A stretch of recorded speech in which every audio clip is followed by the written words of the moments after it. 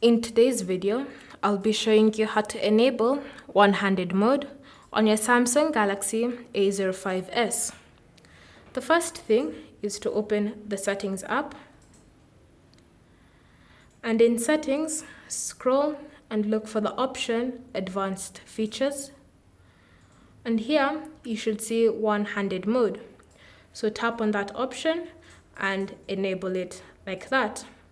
Next, you have the option of choosing how you can enter one-handed mode.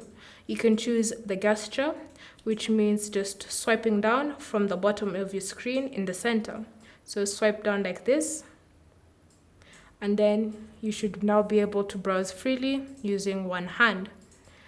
If you wish to exit one-handed mode and you've chosen gesture, swipe down again, and you should have exited one-handed mode. If you've chosen the button option, this means double tapping on the home screen button like this, and you can still browse through one-handed mode freely using one hand. If you wish to exit again, double tap on the same home screen buttons and you should be exited out. Thank you for watching. If you have any questions or comments, leave them down below and we'll get back to you.